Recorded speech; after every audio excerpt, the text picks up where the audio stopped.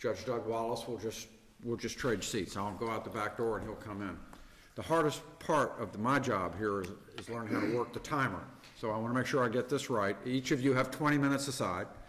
And then, of course, the appellant can reserve up to 5 minutes for a rebuttal argument. So if that's what you want to do, when you approach the podium, just tell me that, and we'll try to get that squared away. So we're ready to start. Our first case is Diane Curvin, Robert Curvin, Stephen Curvin, appellants versus Chase Home Finance, LLC. Your Honor, with the court's permission, I'd like to remain seated. I'm in a wheelchair and I'm under doctor's orders to put weight on my right foot. Okay. And I'll speak plenty loudly. That's perfectly fine. Yeah. However you're comfortable, sir. I am Stephen H. Curvin. I am counsel for the appellant, and I am one of the appellants. My wife, Diane Curvin, is an appellant, and my son, Robert Lee Curvin, is the third appellant. Mr. Curvin, I'm going to stop you 1 second. This doesn't work.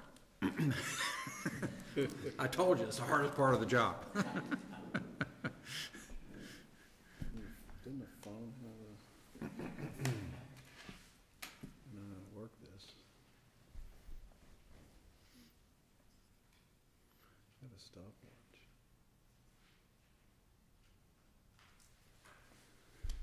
Okay, no. I'm just glad it wasn't me.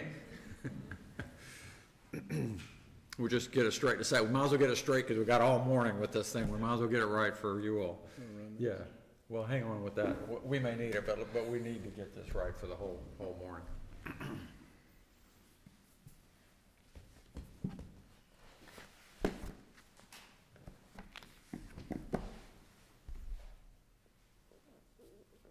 Got it? Okay. We're good. Go ahead, sir.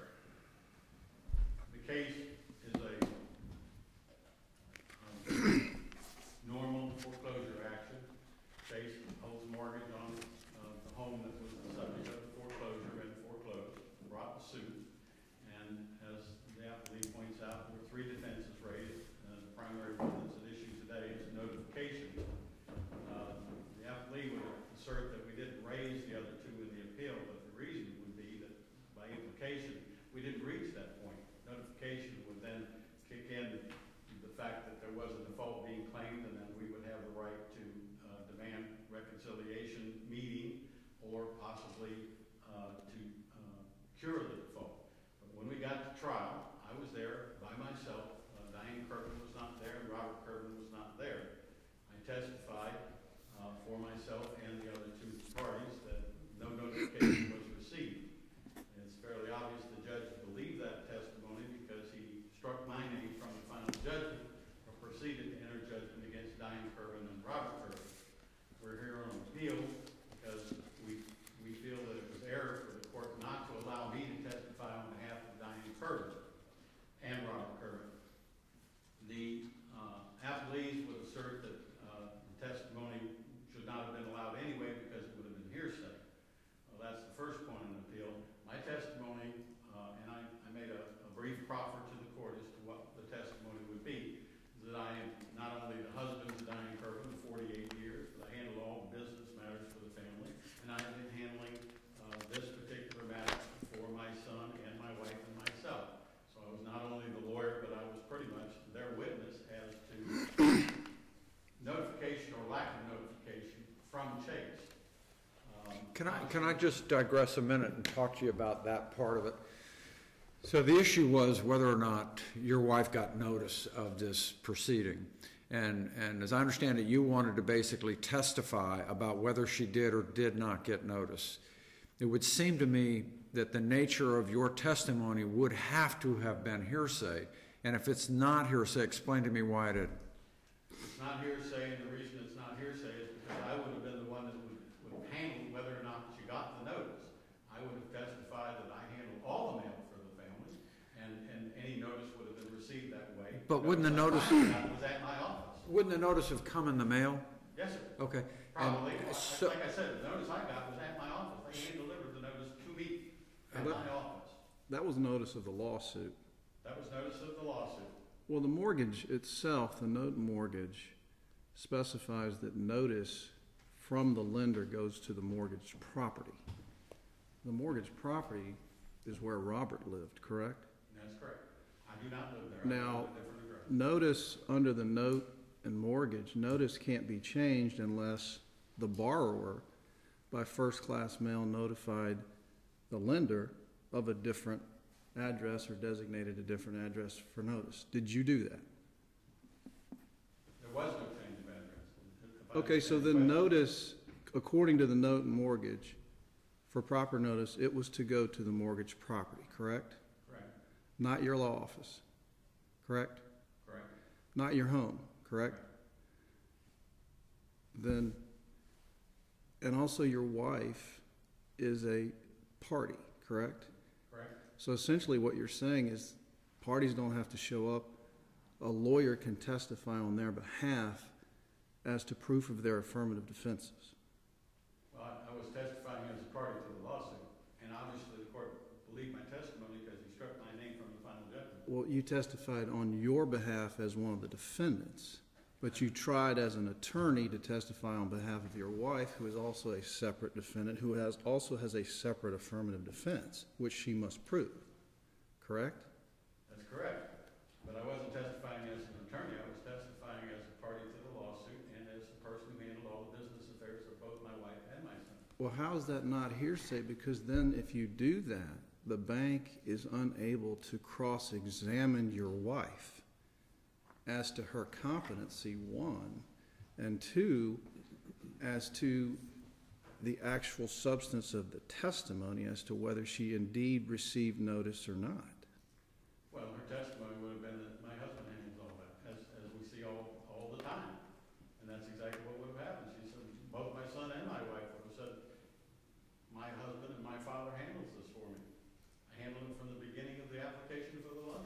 But if she was asked the question, did you or did you not receive notice, she would have had to give one of two answers, yes or no, right? She just said, I don't really know. I gave all those things to my husband. And that's what I was trying to establish, is that I was the agent, not only as an attorney, but the agent in the sense of a family member who handled all the business affairs of the family. And the court simply, obviously accepted my testimony that I didn't receive any notice. And my testimony was going to be, my proffer was, nobody received any notification. The first notice we got, as Judge Steve pointed out, was they came to my office with a hand-delivered letter. What I'm trying to understand is rather than confront and cross-examine the records custodian who testified without objection, you didn't object to any of the exhibits admitted into evidence, including the note, the mortgage, the breach letter, and the payment history, and also the proposed final judgment. Rather than cross-examining the records custodian as to the validity and sufficiency of notice, you just didn't object. It was admitted into evidence. So then at that point, you then had your case in chief. Then you needed to prove that there was no notice. And I did. And obviously, Judge Rappin struck my name from the judgment. Well, we don't have that's not been cross-appealed by the bank, so that's really not the issue here. The issue is, are you able to testify for the other parties as their attorney? And I don't see a case or any authority in Florida that allows that. I think that the issue may be semantics, Your Honor, but I think the issue is, can my wife rely on her husband to testify for her? Does she have to show up in court and say, I don't know whether I got it or not, I'll give that to my husband? If she'd said that, which I submit to you she would have, then I would have been called to testify. She never gave me any notice. I never got any notice. Robert never gave me any notice. We never received it. And in fact, Chase admitted they hadn't any proof of notice. Well, your wife. Your question about the documents is true, Your Honor. Those documents are not objectionable. What's objectionable is the fact that there was an absence of documentation. They couldn't prove they ever gave all three of us no notice. And they had that opportunity. When I testified, they could have cross-examined me. Here's a letter. You don't know whether Robert got it or not. He said it to his home. None of that occurred, and they had that opportunity. Well, and I think it's a condition preceding of the mortgage. They have to prove that they met the conditions of the mortgage, which was to give Robert, Diane, and Steve notice. But you've also conceded earlier in your argument that the only notice that was required was notice delivered to the mortgage property, which was where Robert lived, and as I can read from your brief, Robert never made a payment, and Robert unfortunately never told you, as the father and co-signer, that he was in default, correct? And that's the very reason that notice should have been given, because then I would have known. You're right, your statement is correct. But everything that occurred prior to the time they were supposed to give me notice is the reason we were in court. The notice requirement is so we can try to reconcile, we can try to cure the default, we can try to do things to avoid what's happened, which is 5 years of mortgage foreclosure act. But you've conceded, sir, that the notice only had to be sent to the mortgage property, not your law office and not your home. That's true. And they proved that notice was sent. It was I admitted. did. The judge admitted it into evidence, that the letter was indeed sent. Then as my brief says, then it's a question of credibility, and if the judge had allowed me to testify that we didn't get any such notice, then he could have ruled against me. But as it was, Diane and Robert were left without a defense. They weren't allowed to present the witness that they wanted to present, and they weren't allowed to present the testimony that they wanted to present. So in essence, the judge entered a default against them because of lack of evidence, when they should have been allowed to provide that evidence to the court. And the court accepted my testimony that I didn't receive any such notice. I think it goes without saying that he had to conclude, since I'm the one that would have gotten the notice from Robert or Diane, that there was no notice. I think we've covered more of the points I wanted to cover with the questions and answers, and I'd like to save 5 minutes for rebuttal. Okay. You have more than that, but if you're prepared to stop now, that'd be fine, and we will give you 5 minutes for a rebuttal. Okay? I'm prepared to stop now, Your Honor.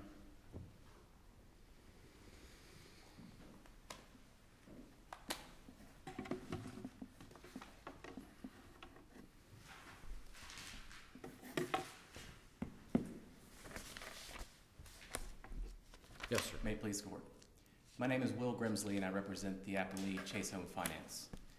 There's only one issue for the court's consideration. The issue is whether one defendant in a foreclosure action can testify as to whether another defendant did or did not receive notice of default prior to commencement of foreclosure proceedings. This is an appeal of a final judgment. Therefore, the court's findings are reviewed for competent substantial evidence. The court's evidentiary rulings are reviewed for abuse of discretion. Because the final judgment is supported by competent substantial evidence, and the trial court did not abuse its discretion in declining to consider certain testimony, the final judgment should be affirmed. Maybe it's a side issue, but as a practical matter, the bank's sort of in an awkward position. It's going to be hard to sell that property. With the remaining interest that Mr. Kervin, that is an issue that would have to be addressed after this matter, either through reforeclosure of his particular interest or something of that nature. Okay. You've heard what Mr. Kervin has said. His arguments couldn't be clearer. He basically says that my wife really wouldn't have had any testimony on the issue of notice. She would have said basically that he was the one who knew all about it and would know whether or not notice had been received or not. So it would seem to me that it's really not an issue of her testifying as to hearsay. It would seem to me that the issue is that his testimony was the only testimony on the subject. So why do we have a problem here? There's a problem, Your Honor, because under Florida Statute 9604, a witness must have personal knowledge of the testimony that's to be given, and that testimony must be supported by evidence. But he knew himself of his own knowledge whether the letter did or did not come to his law office. Well, as Your Honor points out, under the mortgage, the default letter was required to be sent only to the property address, and there's nothing in the record that reflects that it was there was a notice of change of address requiring it to be sent somewhere else. But even accepting that, Your Honor, the testimony, I believe the testimony was specifically, I get all the mail, which is ambiguous. There was not testimony that in all the years of the marriage, the wife did not ever go and get mail from. Let's assume that it's ambiguous. it was testimony that could fairly be given, and whether it is or is not ambiguous would be subject to your cross-examination. Well, correct, Your Honor.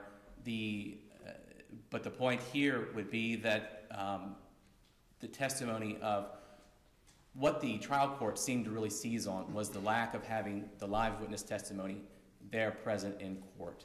Well, but again, she's not required to be there as a party in a civil action, and he was there as her lawyer, as her husband, and as a witness.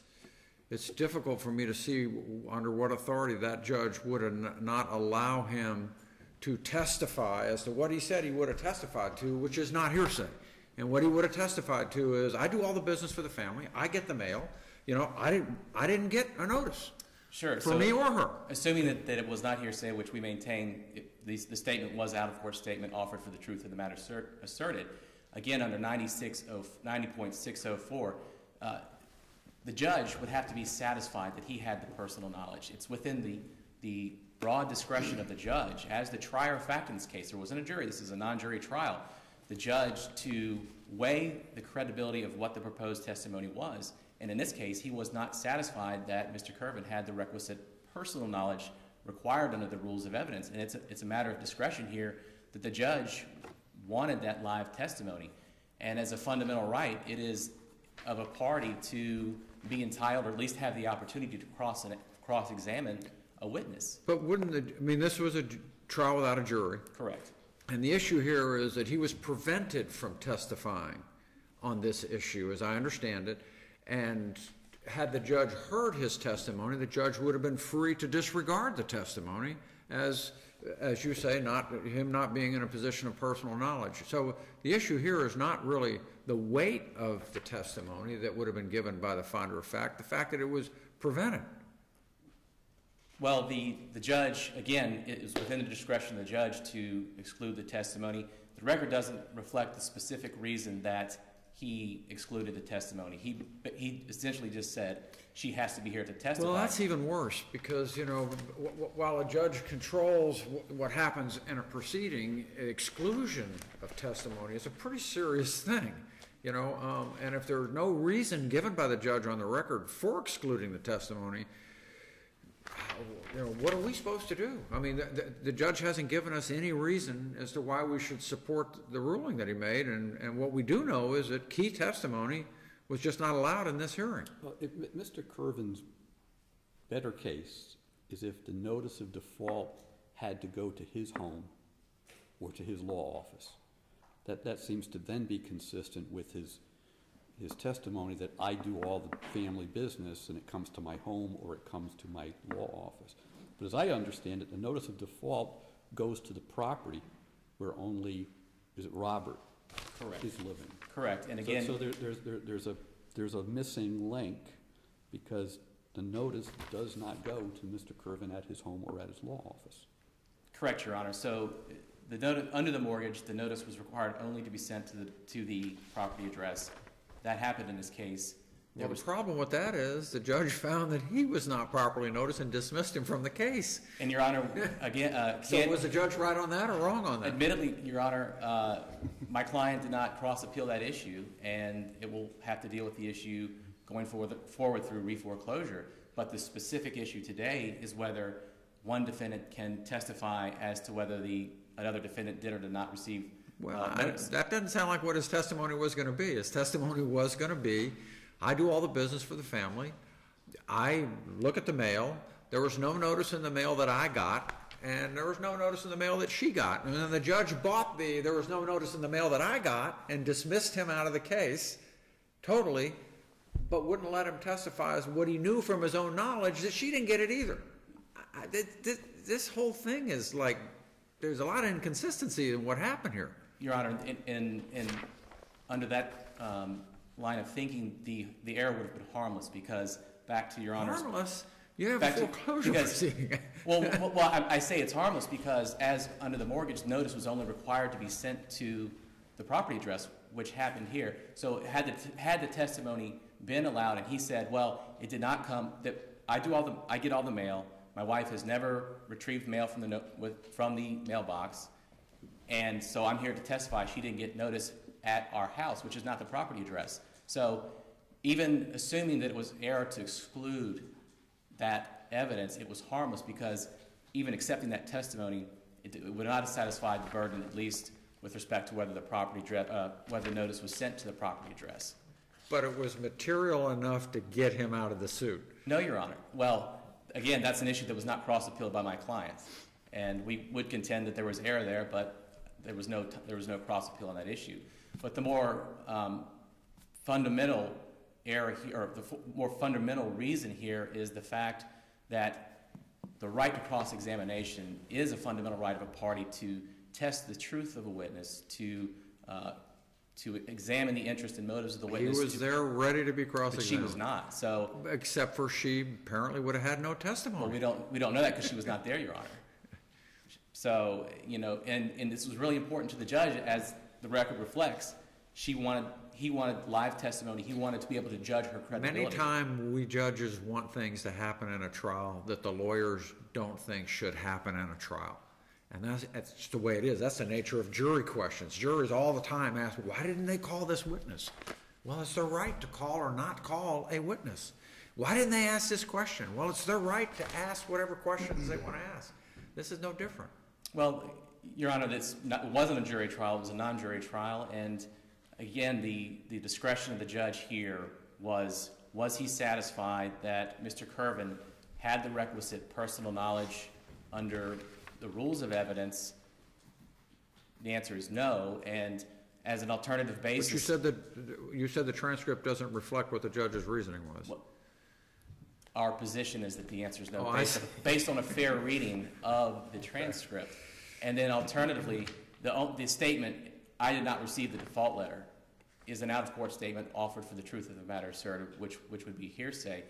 And the final reason for affirming the final judgment is competent substantial evidence supports the trial court's finding.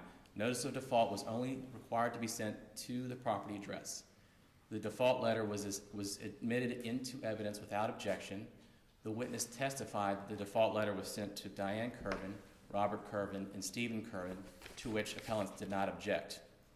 Therefore, there is competent substantial evidence of compliance with conditions preceding here, that is, default letter sent to the property address, default letter sent to Diane Curvin, sent to Robert Curvin, without evidence to contradict that, and the trial court's findings as a whole were supported by competent substantial evidence, and his evidentiary rulings were not an abuse of discretion.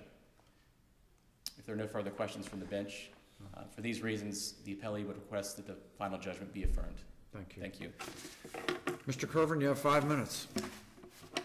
Yes, Your Honor, thank you. As I started the argument by saying there are 3 affirmative defenses, we didn't reach 2 of them simply because I was precluded from presenting any evidence on notice. Counsel wants to argue that the judgment should be affirmed, and I'm suggesting to the court, and as the questions indicate, we didn't get that far. We were precluded from having a fair trial simply because my wife and my son would have been allowed to call a witness, should have been allowed to call a witness on their behalf as to whether or not notice had been received in any of the addresses. Well, let me stop you there, because your wife and son had notice of the trial and an opportunity to appear, correct? Correct. They chose not to, right? Correct. You decided that strategy. I did. Okay, so there's no violation of due process here, correct? I disagree. Well, because I'll point out in the record, no, hold on, let me finish. Let me point out in the record, because you testified in this record. When you were finished testifying, the judge said, I'll find that notice of acceleration was inadequate as to you, and orders that your name be stricken from the order.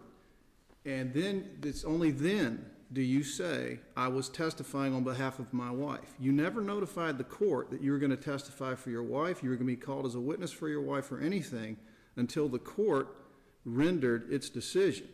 The only thing you said is, we live together, everything I do together. What proffer did you make to allow this to be admissible evidence other than, we live together, everything I do is together, everything we do is together? What other proffer did you make? Did you lay a proffer or a predicate as to, you always accept the mail, you always accept her mail, She permits you to open her mail, no matter what it is. Did you lay that on the record? Because I don't see it. I wasn't all that specific, but I did notify the court that I was to be the witness on the substance of notice for Diane, Robert, and myself. And the court obviously accepted my testimony and precluded theirs. There's where the due process violation occurs. Diane and Robert Kirvin were entitled to present witnesses and evidence, and they were precluded. But you didn't make a proffer either for your wife or Robert when given an opportunity. So how's this preserved? I think I didn't spell it out, but it was very obvious that I told the court that I was testifying on behalf of Diane and Robert. And Chase's argument was, well, they're not here, they should not be allowed to present evidence. And the court agreed with it and struck my name but not theirs. It was very obvious the court understood that I was there to testify that there was no notice for me. My testimony was supposed to be for all three of us, and that was the strategy I adopted, and we were precluded. I have nothing further. Okay, thank you all very much. I'm gonna leave you and go find Judge Wallace.